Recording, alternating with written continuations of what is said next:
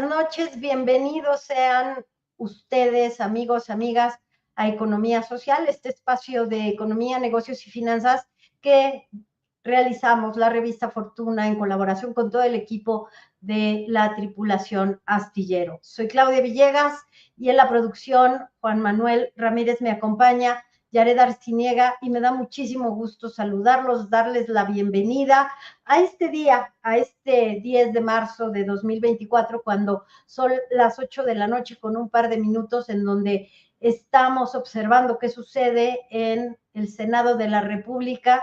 Como ustedes saben, el canal Astillero, conducido y esta tarde capitaneado por la periodista Marta Olivia López, les está informando puntualmente qué sucede en el Senado de la República con la discusión para aprobar la reforma al Poder Judicial. Como ustedes saben, ya ha sido aprobada en la Cámara de Diputados, Comisión de Puntos Constitucionales, después en el Pleno, y hoy tuvimos una tarde con unas imágenes realmente desconsoladoras, imágenes que no se nos van a olvidar, que revela la confrontación, que revela hasta el odio que ha despertado este cambio, esta necesaria reforma al Poder Judicial, un Poder Judicial que durante décadas ha demostrado que necesita mejorar, que necesitamos más impartición de justicia en términos equitativos. Vean ustedes las imágenes, son realmente muy tristes. ¿Quién abrió la puerta a estas protestas, a estos manifestantes? Y después vimos a un joven que pues destilaba muchísima desesperación, pero también odio, inconformidad. ¿Qué ha generado todo esto? Desde mi perspectiva, ahí lo estamos viendo. No nos gustaría recordarlo, pero hay muchísima desesperación. Este joven reflejaba pues muchísima intolerancia también al diálogo, pero también pues mucha inconformidad, frustración. ¿Los escucharon o no los escucharon? Creo que el senador Colosio también manifestó que no se les había escuchado, pero no es la forma, no es la manera irrumpiendo en un recinto legislativo, nada lo justifica. Ahí las imágenes, y quisimos titular a este programa Quemar las naves es la única manera, es la única opción de tener un poder judicial honesto, transparente, con justicia social. Quemar las naves, amigos y amigas de la comunidad astillero de economía social. Los saludo, Octavio Gómez, Salazar, Tigeron, María Goretti, Marco Antonio Cruz, gracias por estar aquí. Quemar las naves proviene de un episodio histórico que se le atribuye a Hernán Cortés, el conquistador que lideró la expedición a México en 1519, y cuenta la historia que cuando Cortés y sus tropas llegaron a las costas de lo que hoy es Veracruz, curiosamente Veracruz, de donde es el senador Yunes, ordenó quemar o hundir los barcos en los que habían llegado, de tal modo que no hubiera posibilidad de retroceder o escapar. Esta acción tenía como objetivo motivar a sus hombres a luchar con determinación, ya que no tendrían forma de regresar a España. Y esta es la frase que me comentó la maestra Ligia González, maestra en Derecho durante los últimos 30 años. Ella es experta en Derecho Internacional Privado, en donde imparte en la Escuela Libre de Derecho esta cátedra, maestra en Derecho por la Universidad de Harvard, especialista constitucionalista. Maestra, le damos la más cordial bienvenida aquí a Economía Social. Ligia, gracias por aceptar platicar con nosotros en esta noche tan significativa. En este momento, Ligia, en el Senado de la República están los senadores de todos los partidos, están tomando la palabra para manifestarse en contra o a favor, están dejando claras sus posiciones sobre lo que será pues una reforma histórica para el país, maestra. Estamos viendo en este momento a la senadora Anabel Ávila Ábalos Zempoalteca, que está seguramente manifestando su posición en contra. Vamos a escuchar un poco, querida Ligia. La selección de aspirantes a juzgadores que aparecerían en las boletas electorales y que en caso de resultar electos, su imparcialidad quedaría en duda, generando incertidumbre en las sentencias que emitieran. Esta reforma pretende ser la puerta abierta para construir una dictadura superperfecta, en donde pretenden que se posicione a militantes y a personas afines al oficialismo y a sus aliados en puestos claves del Poder Judicial. Los requisitos que establecen para quienes aspiren son una burla para la inteligencia del pueblo y el dolor de las víctimas en este país. Maestra Ligia González, buenas noches. ¿Qué tal? Buenas noches, muy estimada Claudia y admirada Claudia. Gracias por esta invitación el día de hoy. Muchas gracias, maestra. La admiración es la que yo tengo por tu trabajo, por tu dedicación al trabajo, a la docencia. Maestra Ligia, escuchamos a la senadora priista diciendo que se convertirá nuestro país en una dictadura. Sabemos que los modelos y los sistemas políticos, querida maestra, pues nos han demostrado que no hay alguno perfecto. No están exentos de desviaciones, pero hasta ahora, querida maestra, la democracia ha demostrado ser pues uno de los más cercanos a la representación social. ¿Por qué, querida maestra, debe haber en esta reforma pues la representación de todas las posiciones, maestra? Cuéntanos. Muchas gracias. Cuéntanos un poco. Te lo agradezco y me permito ser quizás un poco simplista, pero creo que es una imagen didáctica muy importante. Imaginémonos que el Estado tiene la representación de una mesa de 3 patas, ¿sí? Las que ustedes conocen de arte moderno, que son un triángulo muy bonito y tiene 3 patas. Si le quitamos cualquiera de ellas, o incluso si no la quitamos, pero la movemos hacia alguna de las otras, perdemos el equilibrio y se cae. ¿Qué implica el que se caiga la mesa? Que mover una pata implicaba ese equilibrio. Y eso es lo que nos enseña lo que estamos viviendo al día de hoy. Desde la antigua Grecia, Roma, etcétera, cuando se ha hablado de la democracia, se trabaja por el bien de la comunidad. Y esa comunidad, sí, desde entonces y luego con Montesquieu, nos enseñaron que tenemos 3 poderes básicos, y le voy a decir básicos porque al día de hoy tenemos, y ustedes los han escuchado, los organismos autónomos, que son complemento de esta división de poderes. Entonces, estos 3 poderes básicos, que es el ejecutivo, el legislativo y el judicial, cosa que nos enseñaron desde la primaria, tienen funciones diferentes y entre ellos se van equilibrando. Cada uno de ellos es una de estas patas. Si tenemos nosotros un Estado en el que el poder legislativo es el que predomina y debilita a quien ejecuta las leyes, que sería el ejecutivo, entonces tendríamos un Estado que no funcionaría porque se la viviría en la eteridad de decir voy a crear leyes bonitas, preciosas, pero no lo aterriza ni deja que haya alguien que lo pueda aterrizar. De igual manera, si tenemos un ejecutivo excesivamente fuerte, va a pasar por alto lo que digan las leyes y entonces va a tener un poder que va a ser respuesta a lo pragmático y al momento. Si tenemos un ejecutivo excesivamente fuerte y domina a los otros 2 poderes, vamos a terminar, por un lado, sin justicia y resoluciones que interpreten la ley, y por el otro lado, con leyes que quedarían como letra muerta. Finalmente, si tenemos nosotros un poder judicial excesivamente fuerte, entonces le damos la facultad de poder modificar las leyes según el contentillo de las autoridades jurisdiccionales. Por eso es por lo que ese equilibrio es tan importante, tan difícil de mantener. Y hay diferentes sistemas jurídicos en el mundo. Hay quienes tienen monarquías constitucionales, por ejemplo, pero incluso en esas monarquías ustedes podrán observar que el rey o la reina solamente tienen representación del Estado hacia afuera. Y algo muy interesante, no tienen facultades para estar todos los días creando leyes, ni para juzgar, ni para estar modificando el sistema estatal. Básicamente son un sostén tras bambalinas para que sus sistemas sigan funcionando.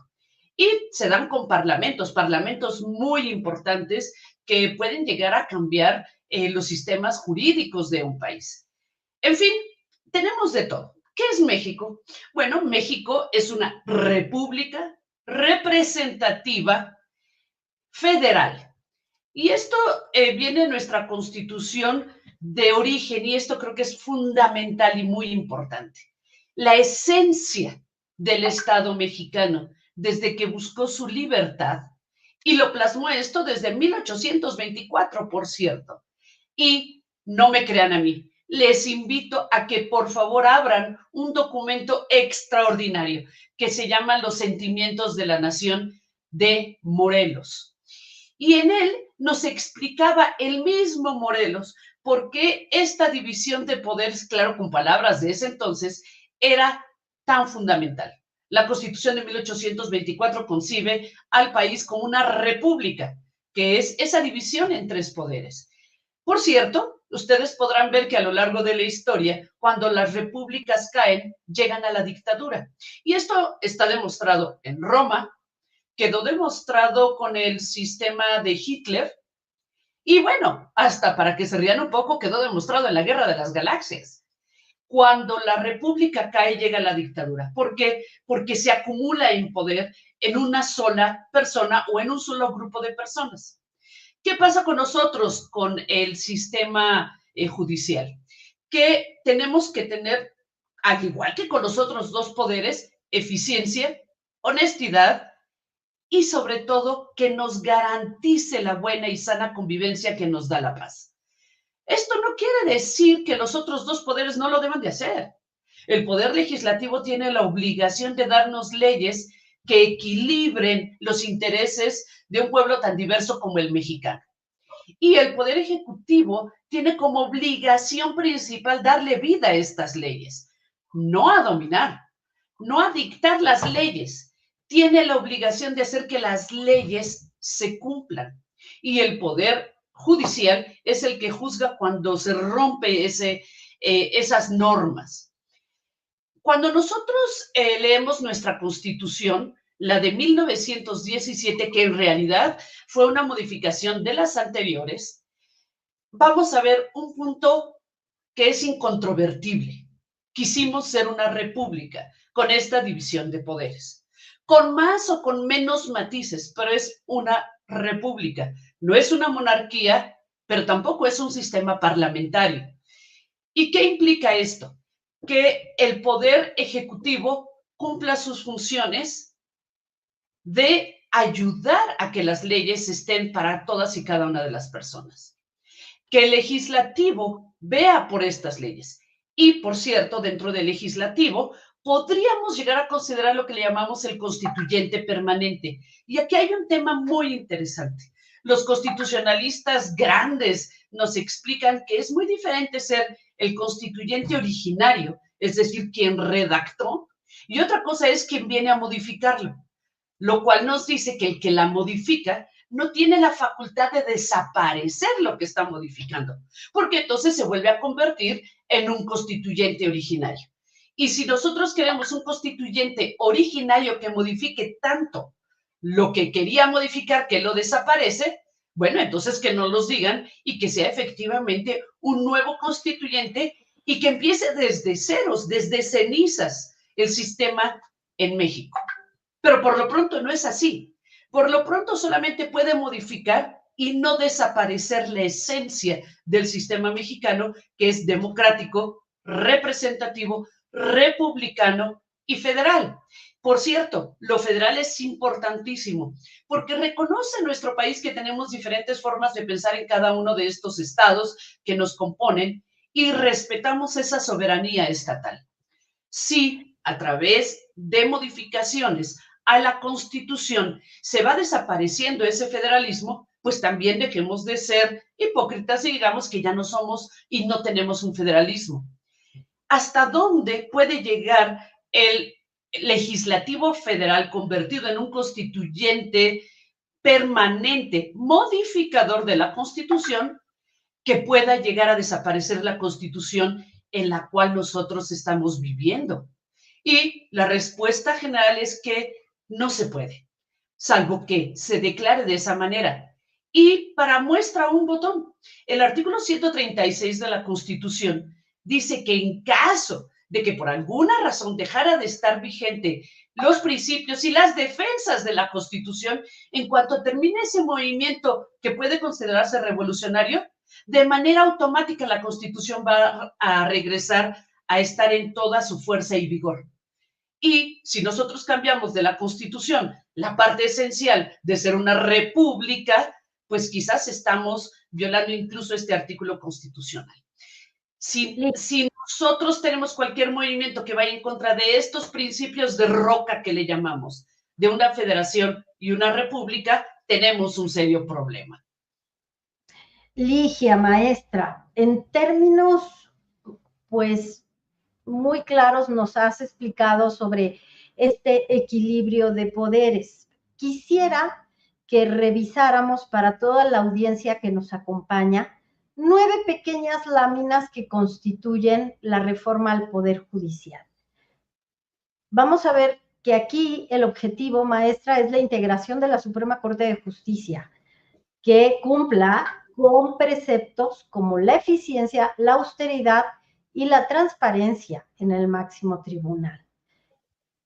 La elección popular de ministros, magistrados y jueces. Sustitución del Consejo de la Judicatura, nuevas reglas procesales. A partir de lo que nos explicas, maestra Ligia, ¿qué nos puedes decir de si la elección popular de ministros, magistrados y jueces viola en algún momento nuestra Constitución? ¿Qué nos dice? Claro, y obviamente muchos de mis colegas van a decir, ¿cómo puedes decir que una Constitución viola la Constitución? Regresemos a lo que comenté, ¿no? Asumiendo que nuestra Constitución no son letras, sino es la esencia, sí, consideramos que esto puede llegar a violar nuestra Constitución en varios temas. El primero, algo que desde el 2011 logramos, que es el de la protección de los derechos humanos. ¿Por qué? Porque si nosotros tenemos jueces, vamos a llamarlo en términos generales, sean magistrados, ministros, lo que sean. Si tenemos jueces que obedecen en sus intereses y sus incentivos a permanecer en su trabajo, lo cual es natural, o sea, todo el mundo quiere conservar su trabajo, ¿a qué van a responder? A un ámbito etéreo de yo voy a defender al pueblo y voy a ver por ellos, o en primera instancia se van a defender para decir, bueno, tengo que conservar mi trabajo. ¿Y qué tengo que hacer para conservar mi trabajo? Tengo que ser popular, porque no hay votación en que se elija a alguien que es impopular. Eso es natural. Y entonces pareciera que los tenemos que meter a un concurso de belleza. Y déjame ir a aterrizar esto. Si nosotros tenemos en nuestra comunidad, en su barrio, vamos a llamar, tienen que elegir a los jueces que van a decidir cuestiones del día con día. Vamos a decir, de los divorcios de toda esa región. ¿Cómo los vamos a elegir? Les vamos a preguntar nosotros, oye, quisiera que me explicaras si el divorcio ya es incausado o causado. Y si dentro de su definición tú vas a elegir el poderlo hacer más rápido o más lento. Perdónenme, pero cualquier juez que hubiese estudiado un poquito va a tener que contestar lo mismo que el otro juez. Va a tener que decir, claro, el divorcio es incausado porque por respeto a los derechos humanos del 2011 para acá, tenemos que ver el principio pro persona y la libertad de las personas para su libre desarrollo. Perdónenme, pero si el de al lado les contesta algo diferente, vamos a tener un problema. Y entonces la pregunta es, ¿qué vamos realmente a distinguir en el concurso de popularidad de un juez de lo familiar a otro juez de lo familiar? ¿Qué le vamos a preguntar para que sea diferente? ¿O qué? Vamos a escoger al que nos diga, yo te prometo que yo le voy a pedir más dinero a tu marido para que quede más pobre y te pague más pensión alimenticia. y el otro va a decir, yo le prometo a los señores hombres que no van a ser tan exprimidos en su dinero. Por supuesto que no. Hay bases y ley que nos dicen cómo deben de resolver eso. Entonces, no hay un tema de oferta que nos puedan dar porque la ley se debe de cumplir por los mismos jueces. Y si están basados en la misma ley y el mismo código, perdónenme, pero ¿qué me van a poder ofrecer de manera diferente? A lo mejor van a decir, es que con esto ya no van a ser corruptos. Claro, todos me van a decir que no van a ser corruptos. Es que tienen que ser eficientes. Todos me van a decir que van a ser eficientes. Ligia, no hay un punto de ayuda para compararlos unos a los otros. Claro, Ligia, pero ¿cuál es el precepto constitucional que se viola cuando se habla de elección popular? Es que al día de hoy no tenemos para el Poder Judicial en ningún lado el que deba de ser electo popularmente. Al que tenemos para que debe de ser electo popularmente es al legislativo y al ejecutivo. Y cuidado, ni siquiera el ejecutivo en su conformidad total. Nada más es al titular del ejecutivo. Pero hoy no tenemos derecho a elegir a los secretarios de Estado. ¿Qué es lo que violaría esto? Violaría nuestro derecho a un debido proceso y a tener jueces que sean imparciales, que resuelvan. ¿Y por qué van a ser parciales si los elegimos de esa manera? Porque tienen compromisos hechos con quien los eligió para ser populares. Entonces, si yo soy una persona que no tuvo recursos para poder estar en la canasta de popularidad del señor juez, y a él no le interesa mi voto, pero necesito justicia, ¿qué tanto le va a interesar otorgarme justicia si no soy interés de él porque no soy uno de los electores importantes? Claro, entonces rompe la igualdad, claro, rompe mi derecho a un debido proceso, rompe la oportunidad de tener jueces imparciales y que, por cierto, esto está reconocido a nivel internacional en convenciones internacionales fundamentales de derechos humanos. Tener acceso a jueces imparciales, independientes. ¿Cómo vamos a lograr independencia si tienen que estar siendo votados y ser populares frente a ciertas comunidades? Claro, ese es un concepto que nos dejas muy bien definido, Ligia, pero si nosotros pudiéramos hacer un análisis de lo que tenemos ahora, a partir de ese mismo razonamiento, pues prácticamente podríamos decir lo mismo, porque no tenemos garantizada esta imparcialidad de los jueces bajo el sistema que se tiene. Quizás entonces lo que se tendría que cambiar es el sistema de selección, el sistema de captación de estos jueces, porque cómo llegan, y ya el Consejo de la Judicatura estableció que hay un problema serio de nepotismo al interior del Poder Judicial. Es decir, yo entiendo perfecto esto que nos explicas, pero lo que tenemos tampoco está bien. Tampoco, qué bueno, sí, qué bueno que lo comentes y es absolutamente válido porque lo que vive hoy la gente efectivamente es que tarda 8 años en que se le resuelva un asunto de sucesiones. Yo te lo digo, tengo un asunto que lleva 40 años sin terminarse de resolver. Pero entonces, sí se viola el derecho al acceso a la justicia. Ahí voy. ¿No? Bueno, primero, si nosotros decimos que la única forma de tener un servicio público de cualquiera de los tres poderes, bueno, es a través de elección popular, estamos equivocados, porque tenemos muchísimas pruebas de que han habido casos de corrupción, tanto en el legislativo como en el ejecutivo, como en el judicial. Y si me lo permites, los más graves, cuantiosos y escandalosos vienen del ejecutivo. Eso es lo primero. Segundo, si la forma de resolverlo fuera la elección, entonces mi pregunta respecto a esta modificación sería, ¿y por qué no se incluyeron a otros tribunales? Es decir, quizás esto es técnico, pero no están incluidos en esta reforma los tribunales agrarios, sí. No están incluidos los militares, ni está incluido el Tribunal de Justicia Administrativa. Entonces, ¿qué diferencia hay? Y el otro punto importante. Cuando nosotros tenemos un problema de 20 años en un litigio familiar, la verdad es que no es el Poder Judicial Federal de donde viene, es del poder local, es de los jueces locales donde está ese problema. Y voy a decir algo que es cierto.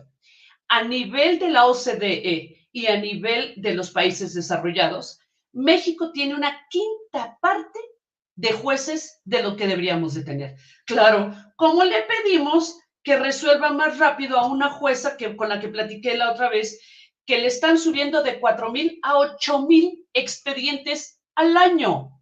¿Sabes cuántas sentencias tendría que dictar? Las sentencias, por cierto, son de unas 40 o 50 hojas, por lo menos. ¿Por qué? Porque tenemos el derecho a que nos explique la autoridad jurisdiccional por qué resolvió y tiene que hacer una disección de cada elemento.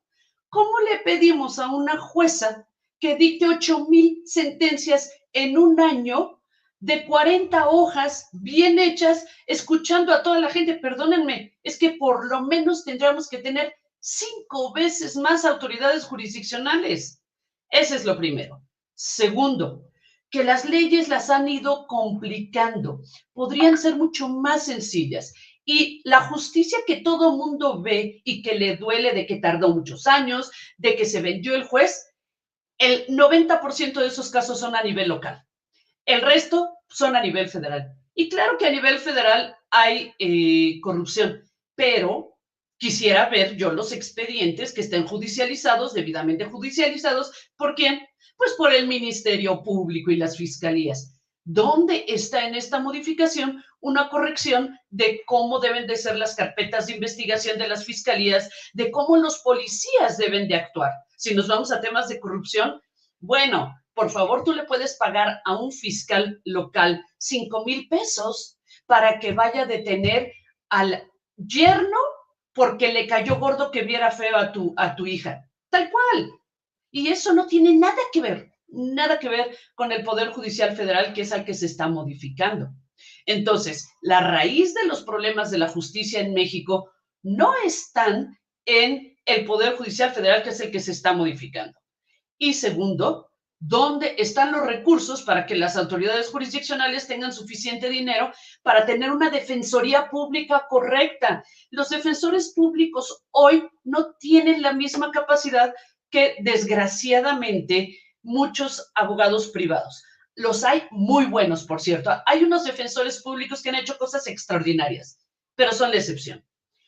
¿Y por qué? Porque no tienen suficiente dinero para darles una capacitación de mejor calidad y con mayor excelencia que un abogado privado. Entonces, si no mejoramos a la Defensoría Pública, claro, vamos a tener personas de pocos recursos que tienen un abogado lleno de asuntos, que no es independiente, que tiene mucho trabajo y que lo van a comprar. Y hay otro tema fundamental. Si ustedes le preguntan a abogados litigantes dónde puede estar una de las principales raíces de la corrupción en los juzgados, les voy a decir dónde es. En el tema de pruebas. Y en el tema de pruebas, curiosamente, es con los peritos, donde en esta modificación se está tocando que los servicios periciales van a cambiar y donde dice que los peritos, por lo tanto, para que no sean corruptos, tienen que ser elegidos por voto popular. Es imposible. Imagínense ustedes que necesitamos peritos médicos para resolver si fue una práctica buena o mala médica. Ah, pues vamos a votar por el mejor, el que nos caiga mejor para que sea el perito. Por supuesto que no. Tienen que estar debidamente acreditados, tienen que ser independientes y tienen que ganar el suficiente dinero esos peritos para que no llegue cualquiera de las partes a comprarlo. ¿Dónde está eso? Y si me lo preguntan a mí, uno de los principales problemas en la justicia en México está en los sistemas periciales y la corrupción de los peritos y de los actuarios. ¿Dónde se está tocando el tema de la capacitación, el mejor dinero y el control actuarial? No está. Entonces, se dice un problema como que se avienta al aire. Tenemos un problema de justicia, cierto, pero la forma de resolverlo y lo que se está resolviendo no es realmente la esencia de ese problema. Tenemos que ver qué pasó con la acreditación y certificación de los abogados que salen de escuelas Patito. No sé si sepas que en México, hasta hace 3 años, en promedio, se abría una escuela de derecho por semana. Ahora ya no tanto, porque ya se saturó el mercado, pero una por semana. cuando en Alemania hay 40 en total. ¿Qué tipo de abogados estamos extrayendo de ahí? Abogados que van a terminar o no ejerciendo la carrera o sin suficiente capacidad, pero que van a ser muy buenos para cargar un portafolio de dinero e ir y sobornar donde está la corrupción mayor. Policías, fiscales, insisto, peritos, y sí, bastantes jueces que pueden darse a comprar y a vender, pero la mayoría son a nivel estatal. Cuando ya llegamos al punto federal, y eso te lo van a poder decir muchos colegas, es más difícil que encuentres tú ese tipo de corrupción. ¿Por qué? Porque no solamente tienes personas más preparadas, sino que no van a arriesgar una carrera de 20 años que les costó llegar a ser jueces para que terminen con una investigación. Que por cierto, también se dice dentro de la reforma que vamos a tener un nuevo tribunal disciplinario. Pero fíjate qué curioso, este tribunal disciplinario va a ser escogido también popularmente. ¿Cómo vamos a saber que son buenos juzgadores de los jueces? Alguien que tenga 5 años. Entonces, no sé si me explico de que tenemos un problema, hay que reconocerlo, pero no se está resolviendo. Claro, Ligia, quisiéramos que nos explicaras cómo esta base de la pirámide en la administración de justicia para la mayor, el mayor porcentaje de los mexicanos, pues tenemos acceso a ese complejo entramado que nos platicaste, en donde están los ministerios públicos, en donde están los peritos, en donde está una defensoría débil, en donde tenemos pues abogados que con dinero pueden generar el impulso procesal para que un caso no se quede entre esos 5,000 que llegan al juzgado de esta juez que nos platicabas. Y en la punta de la pirámide están los magistrados que no van a arriesgar su carrera, y perdón que lo diga Ligia y tú corrígeme, no la arriesgan por poco, la arriesgan por mucho. ¿Qué opinas de eso, del tema de corrupción? Y corrígeme si mi afirmación es muy aventurada, pero ellos que tienen tanto que perder, no lo van a arriesgar por poco, lo arriesgan por mucho. Y en este momento vimos a una ministra presidente sentada con, y tú como académica creo que sí puedes analizarlo, sentada con un líder de un partido político. Vimos a ministros que tienen una cadena de familiares en el Poder Judicial. Entonces, Ligia, se necesita lo que nos estás diciendo, una reforma judicial, pero también ahí, en la punta de la pirámide. Qué bueno que lo comentas. Déjame hablar del nepotismo.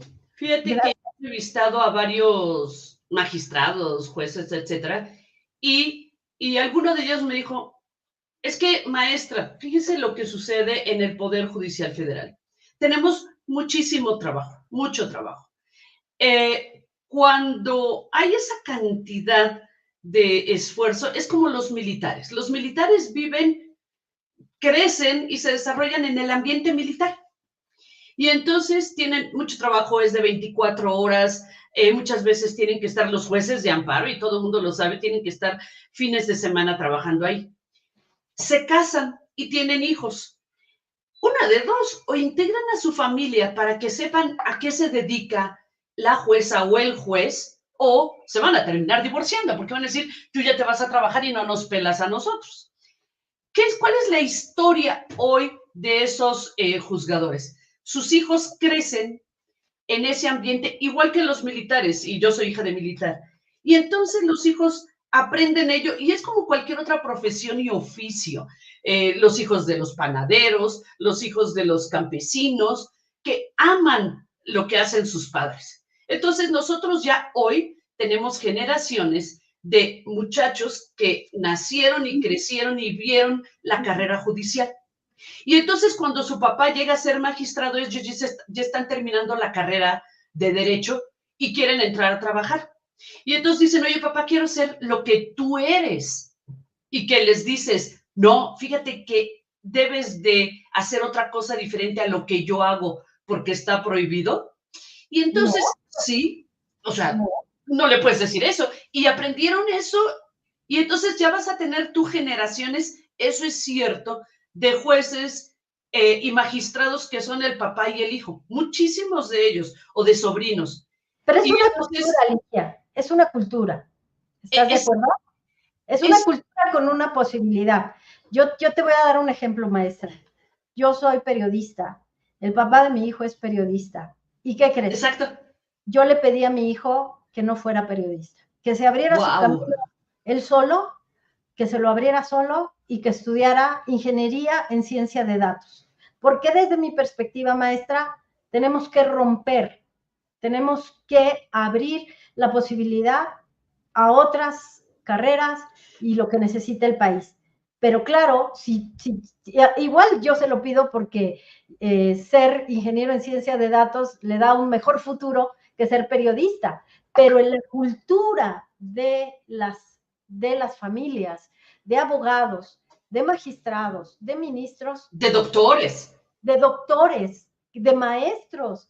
Es que de es un, sacerdotes no lo podemos decir, claro no, está. de sacerdotes, no, y menos aún a veces, ¿no? Pero ¿estás de acuerdo que es una cultura que tal vez los mexicanos tendríamos que romper, o cualquier ser humano, de decir, incluso los políticos, ¿eh? Déjame hoy decir que a mí no me hizo feliz que un hijo de un presidente diga yo voy a Morena. A mí no me hizo feliz, creo que no debería de ser, pero así es, y es un tema de cultura que fue inquistando un poder judicial que hoy es un monstruo de 1000 cabezas, maestra. Pero creo que deberíamos de ser objetivos y decir, efectivamente, tenemos nosotros un exceso de familiares, pero vamos a dividir lo que es nepotismo. Nepotismo es, yo soy magistrado y quiero que mi hijo trabaje conmigo.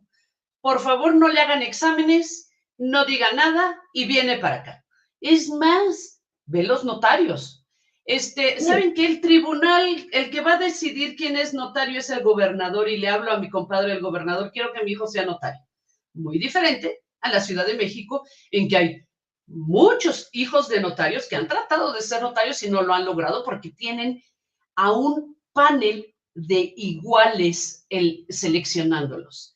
Entonces, perdón, si mi hijo quiere ser juzgador, perfecto. ¿Qué es lo que debo de hacer? Retirarme para que yo no influya de manera alguna en su elección.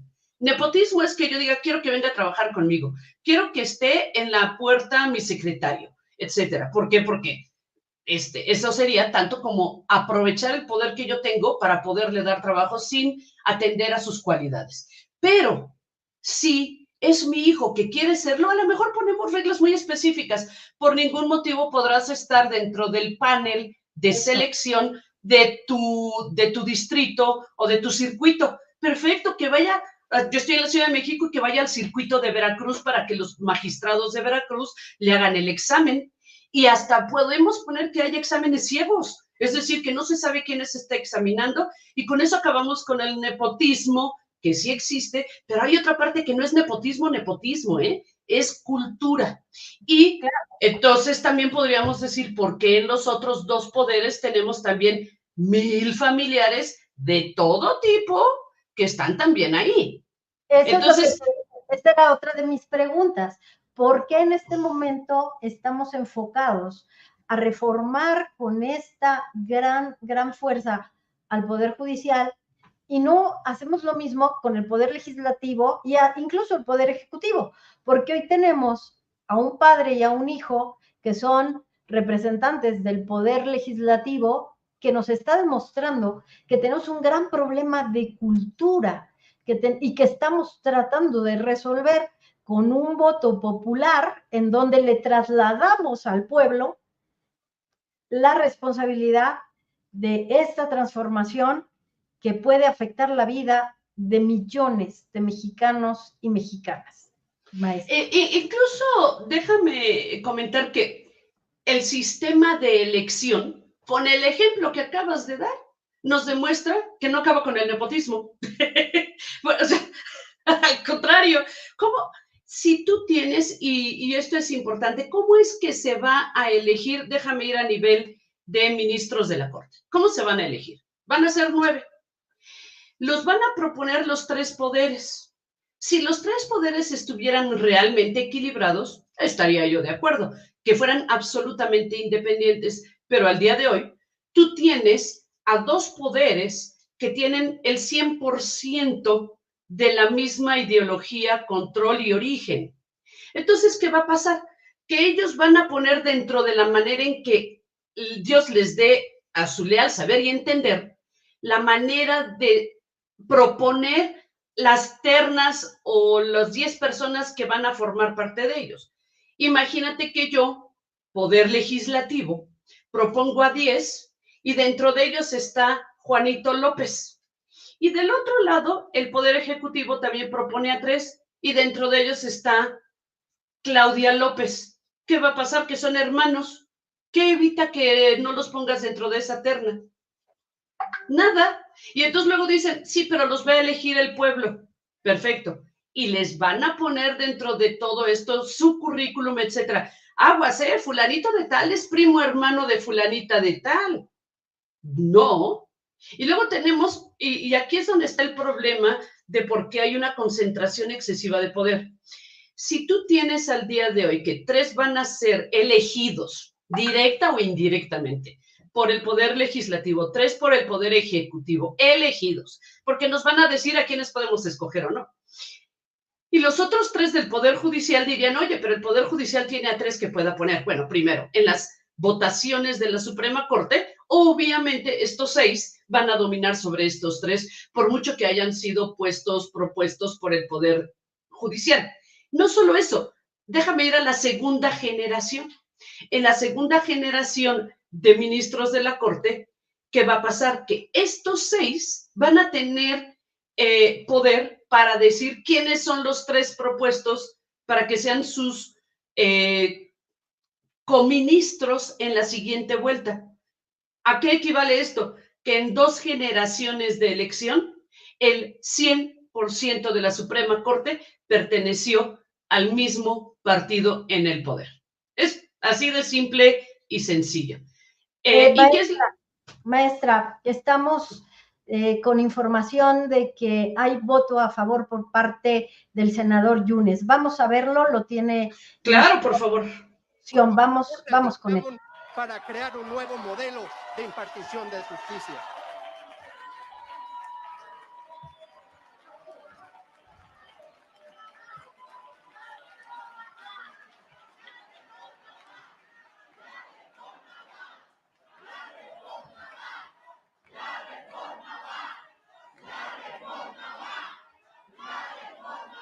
Y termino con lo siguiente. No traiciona a quien actúa de acuerdo con sus principios. Se requiere más valor para ir en contra de la corriente que montarse en ella. El tiempo dirá.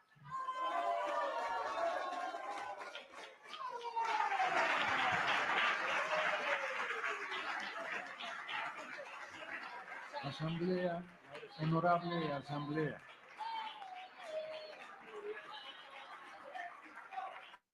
Pues no se traiciona a quien actúa de acuerdo con sus principios.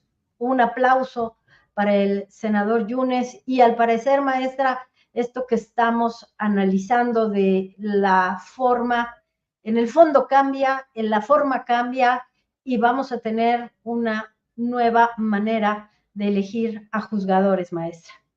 Cambia la esencia. Hay quien dice que esta no es una reforma judicial constitucional, sino que es un desplazamiento constitucional. Y yo estoy de acuerdo, porque quitémosle pasiones de cualquier tipo. La letra y la forma de operar es obvia. Si tú tienes esta forma de elegir a los ministros de la Corte, a los magistrados y a los jueces de distrito, que por cierto, te reto a que cuando te pasen las boletas de elección sepas quién es cada una de esas personas, cómo se llaman, dónde estudiaron, qué características, qué currículum tienen cuando te presenten una boleta de alrededor de 70, 80 personas de las que tengas que decir quién va a ser tu juzgador.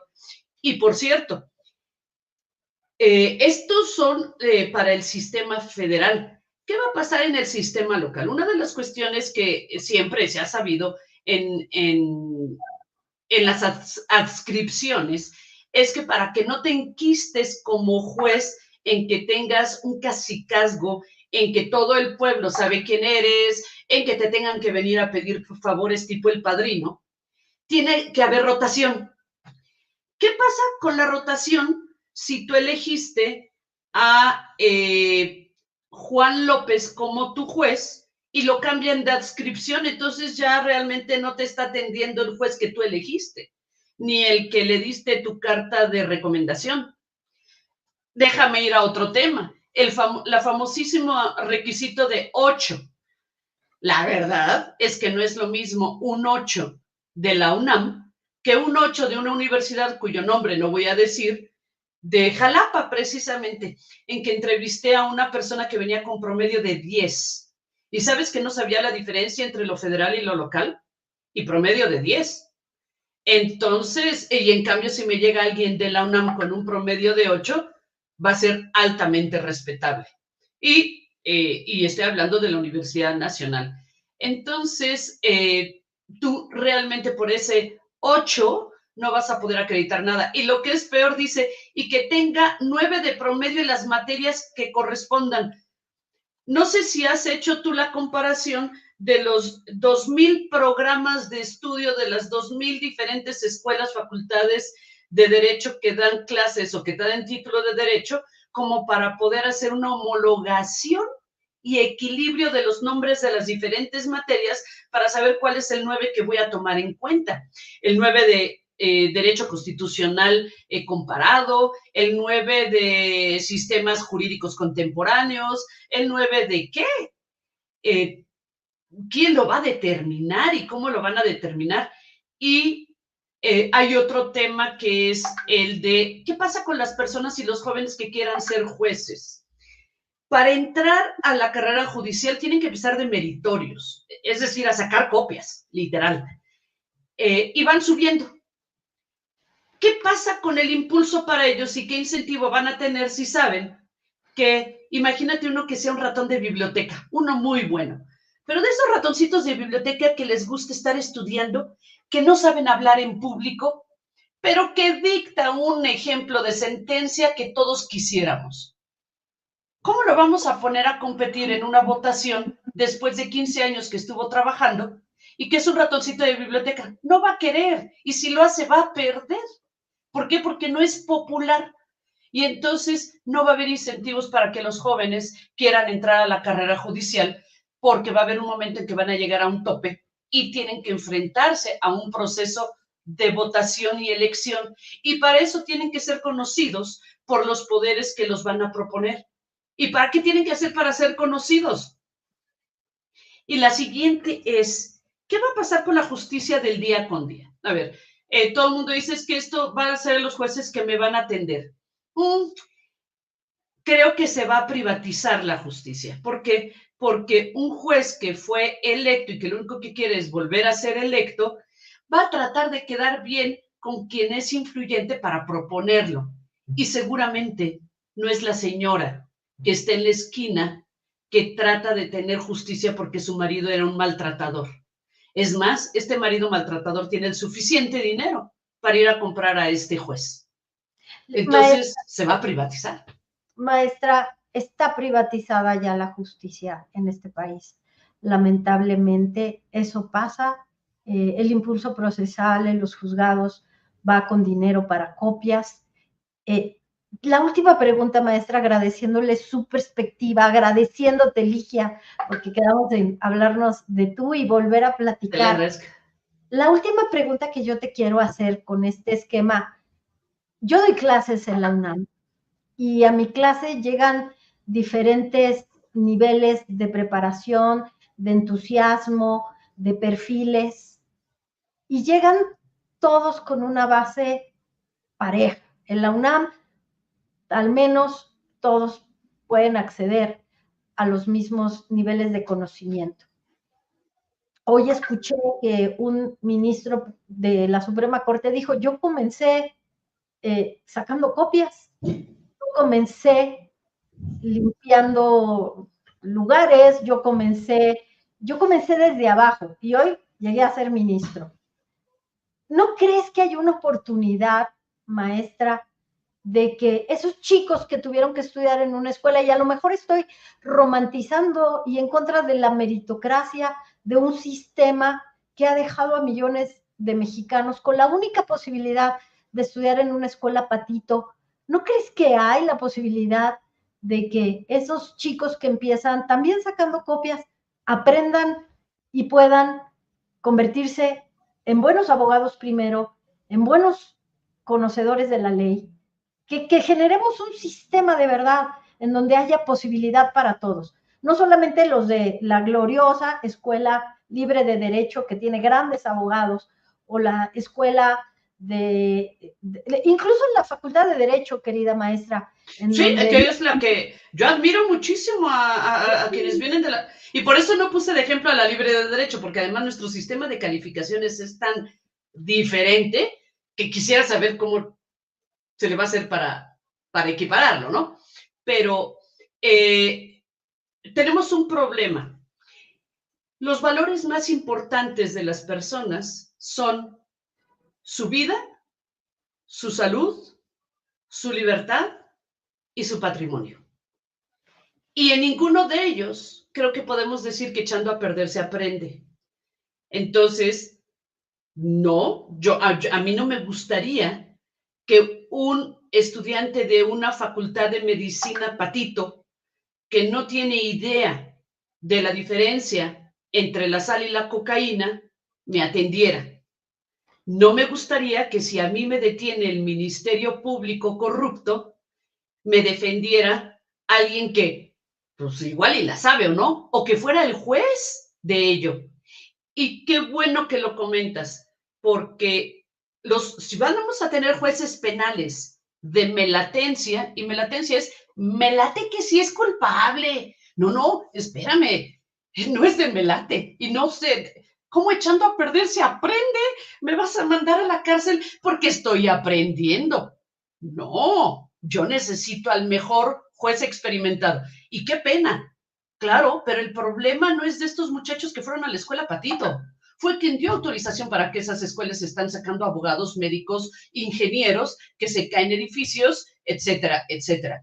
Y de lo que comentabas, perdóname, nada más rapidísimo, de lo que comentabas de que la justicia ya está privatizada al día de hoy porque es de dinero de los 50 pesos de copias, totalmente de acuerdo contigo. Ya se tiene que pagar, va a estar peor.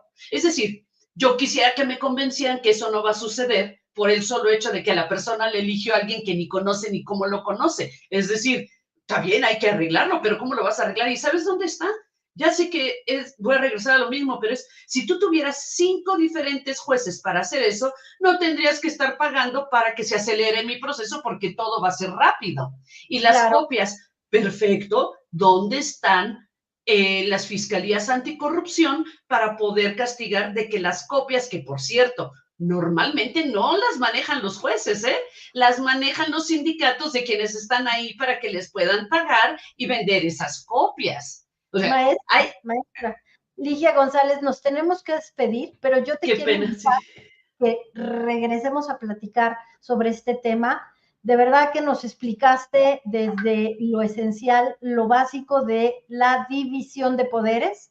Y ahora, como se ve, y ya nos despedimos, querida maestra, agradeciéndote de verdad la confianza en este espacio y la posibilidad de platicar. No, al contrario, gracias por la apertura para escucharme a mí. No, al contrario, vamos a tener que regresar, maestra, porque como se ve, la reforma va. Y vamos a ver qué país tenemos. O sea, vas a tener que redefinirlo y cambiar el artículo 40 de la Constitución, porque ya no va a ser una república. Lamentable, maestra, si esto sucede, esperemos que no, esperemos que haya en la reglamentación, el próximo año nos sentemos a hablar y decir, oye, qué bien salió, hay más recursos, presupuesto de egresos, más recursos para la impartición de justicia, querida maestra. Ojalá, ¿y por qué no desde ahora? O sea, parece que te ahorqué para que murieras y ahora que ya tengo a los míos, ya suelto el dinero para que puedan trabajar. O sea, hay incentivos perversos Y hay otro tema gravísimo, que es el que al juez que determina algo en contra del interés público, lo que quiera decir eso, lo voy a castigar y lo voy a meter a la cárcel. No. ¿Y qué pasa? Que ese juez, o sea, eso viene en la reforma, no lo estoy diciendo yo. ¿Y sabes qué va a pasar? Que no va a haber juez que quiera atreverse a dictaminar algo a favor tuyo y en contra del Estado. Por eso va en contra del artículo 1 constitucional. ¿Por qué? Porque van a estar amenazados de tener que irse a la cárcel, porque este tribunal de la Inquisición, perdón, de este tribunal de disciplina, va a castigar a aquellas personas que digan algo en contra del Estado. Maestra, quiero comprometerte a que regreses. ¿Se puede? Con todo gusto, claro que sí, por supuesto, Claudia. Gracias por tu tiempo, invitación y aquí estamos. Gracias, un abrazo grande. Vamos a seguir viendo qué pasa en el Claro Senado. que sí, claro que sí. Amigos, pues gracias por estar aquí, esta conversación que me parece que develó muchas de los puntos en donde no estamos de acuerdo, en donde tenemos que entender cómo se está desarrollando la justicia en este país, cómo funciona el Poder Judicial.